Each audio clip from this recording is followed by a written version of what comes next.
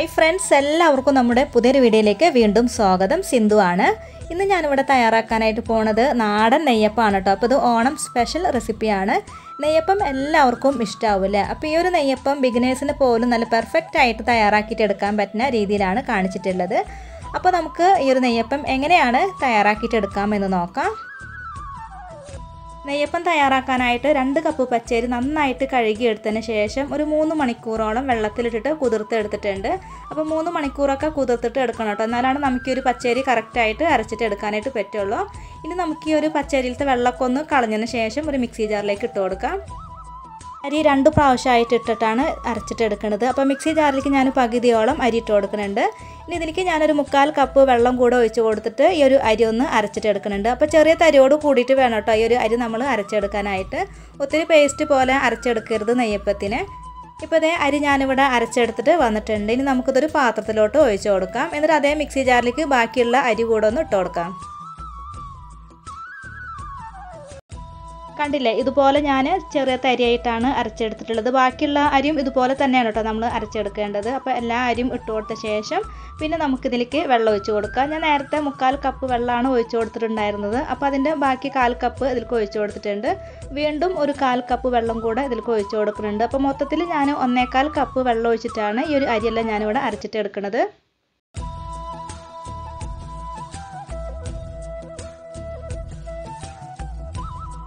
ഇനി മിക്സിയുടെ ചെറിയൊരു ജാർ എടുക്കാം. ഇതിലേക്ക് നമുക്ക് 1 കപ്പ് അളവിൽ തേങ്ങ ചിരകിയത് ഇട്ട് കൊടുക്കാം. അപ്പോൾ തേങ്ങ നമ്മൾ അളന്നിട്ട് എടുക്കുമ്പോൾ 1 കപ്പ് നിറച്ചും എടുക്കണം.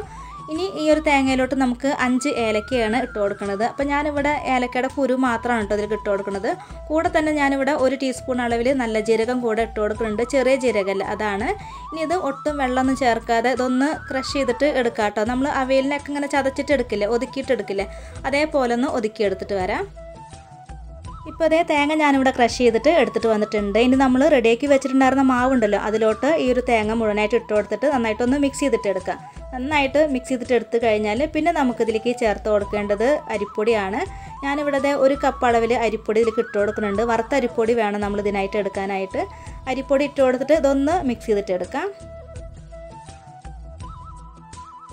അരിപ്പൊടി ചേർത്ത് നന്നായിട്ട് മിക്സ് ചെയ്ത് കൊടുത്തതിന് ശേഷം പിന്നെ ഇതിലേക്ക് ഞാൻ ഒരു 2 ടേബിൾ സ്പൂൺ അളവിൽ മൈദയാണ് ചേർത്ത് കൊടുക്കുന്നത്. ഒരു മൈദ ഒക്കെ ചേർത്ത് കൊടുത്തതിന് ശേഷം പിന്നെ നമുക്കിതിലേക്ക് ഒരു നുള്ളു ഉപ്പ് കൂടെ ചേർത്ത് കൊടുക്കാം കേട്ടോ. അപ്പോൾ മൈദ ഒക്കെ ചേർക്കണ കാരണം നമ്മുടെ ഒരു നെയ്യപ്പം ഒന്ന് സോഫ്റ്റ് ആയിട്ടൊക്കെ കിട്ടും. അപ്പോൾ ഉപ്പ് ഞാനിവിടെ ഒരു നുള്ളു മാത്രമാണ് ചേർത്ത് കൊടുക്കുന്നത്. നമ്മുടെ ഒരു നെയ്യപ്പത്തിൻ്റെ മധുരമൊക്കെ ഒന്ന് ബാലൻസ് ചെയ്യാൻ വേണ്ടിയിട്ടാണ് ഉപ്പ് ചേർത്ത് കൊടുത്തിട്ടുള്ളത്. ഇനി ഇതൊന്ന് ഇളക്കി കൊടുക്കാം കേട്ടോ. ഈ ഒരു സമയത്ത് നമുക്ക് ഇളക്കാനായിട്ട് കുറച്ച് ബുദ്ധിമുട്ടാണ്, അത് കുഴപ്പമൊന്നുമില്ല. അത്രയ്ക്ക് അങ്ങോട്ട് ഇങ്ങനെ മിക്സ് ആയിട്ട് കിട്ടില്ലെങ്കിലും കുഴപ്പമൊന്നുമില്ല, ഒന്ന് മിക്സ് ചെയ്തിട്ട് എടുത്താലും മതി.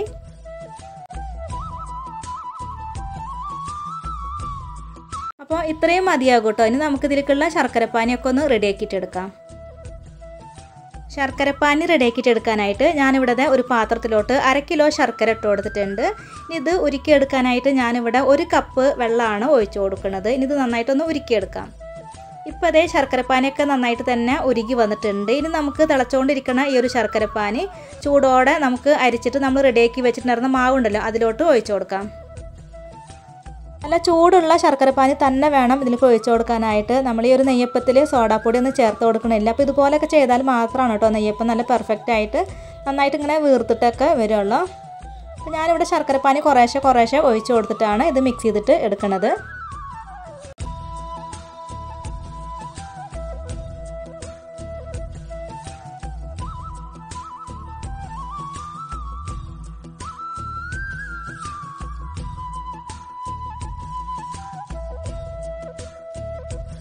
അപ്പോൾ റെഡിയാക്കി വെച്ചിട്ടുണ്ടായിരുന്ന എല്ലാ ശർക്കരപ്പാനും ഞാനിതിലേക്ക് ഒഴിച്ച് കൊടുത്തിട്ടുണ്ട്. ഇനി ഇത് ഒട്ടും കട്ടകളില്ലാതെ നന്നായിട്ടൊന്ന് കലക്കിയെടുക്കാം കേട്ടോ.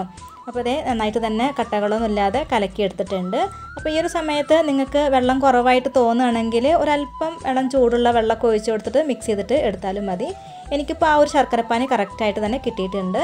ഇനി ഇതിലോട്ട് നമുക്ക് 1 ടീസ്പൂൺ അളവിൽ നെയ്യാണ് ചേർത്ത് കൊടുക്കുന്നത്. ഈ ഒരു നെയ്യൊക്കെ ചേർത്ത് കൊടുത്തതിന് ശേഷം നന്നായിട്ട് ഒന്നും കൂടെ മിക്സ് ചെയ്തിട്ട് എടുക്കുക.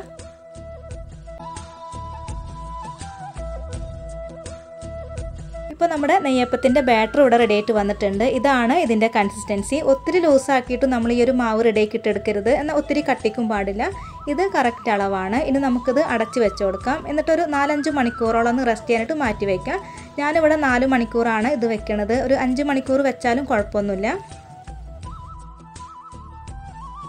ഇപ്പോൾ അതേ 4 മണിക്കൂറിന് ശേഷം മാവ് ഞാൻ എടുത്തിട്ടുണ്ട്. ചെറുതായിട്ട് ഇങ്ങനെ പൊങ്ങി വരാനായിട്ട് തുടങ്ങിയിട്ടുണ്ട്. ഇനി നമുക്കിതൊന്ന് ഇളക്കി കൊടുത്തതിന് ശേഷം നെയ്യപ്പം ചുട്ടെടുക്കാം.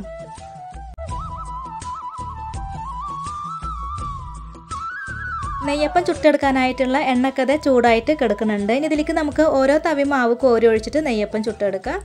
അപ്പോൾ ആദ്യത്തെ തവി മാവ് ഞാൻ ഒഴിച്ചു കൊടുത്തിട്ടുണ്ട്. ഇനി ഇത് കുറച്ച് നേരം അങ്ങനെ തന്നെ വെച്ചേക്കണം.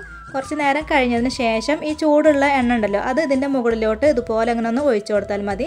അപ്പോൾ പെട്ടെന്ന് തന്നെ നന്നായിട്ട് ഇങ്ങനെ ബോൾ പോലെ വീർത്ത് വരും.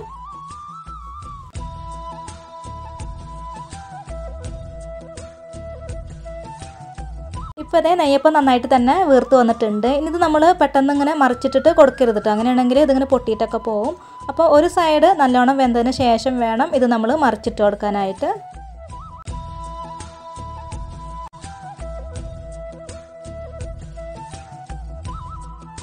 അപ്പോൾ നമ്മുടെ ആദ്യത്തെ നെയ്യപ്പം ഇവിടെ റെഡി ആയിട്ട് വന്നിട്ടുണ്ട്. നല്ല പെർഫെക്റ്റ് ആയിട്ട് തന്നെ ആദ്യത്തെ നെയ്യപ്പം കിട്ടിയിട്ടുണ്ട്. ഇനി ബാക്കിയുള്ളതും ഇതുപോലെ തന്നെ നമുക്ക് ചുട്ടെടുക്കാം.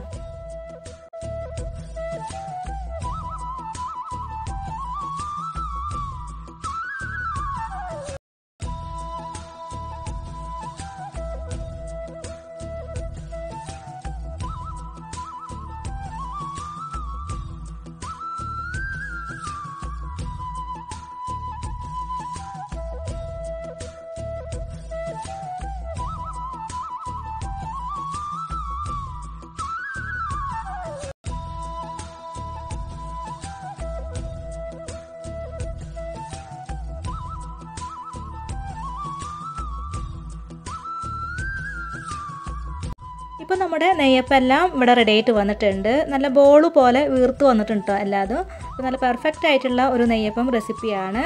നല്ല സോഫ്റ്റ് ആണെന്നൊന്നും പറയില്ല കേട്ടോ. നെയ്യപ്പം കുറച്ച് ഹാർഡായിട്ടാണ് ഉണ്ടാവുക, എന്നാൽ കുറച്ച് സോഫ്റ്റ് ആയിട്ടും കൂടെ ഉണ്ടാവും. അപ്പോൾ നല്ല ടേസ്റ്റി ആയിട്ടുള്ള ഈ ഒരു നെയ്യപ്പത്തിൻ്റെ വീഡിയോ എല്ലാവർക്കും ഇഷ്ടമായിട്ടുണ്ട് എന്ന് കരുതുന്നു. അപ്പോൾ എല്ലാവരും ഒന്ന് ട്രൈ ചെയ്ത് നോക്കുക.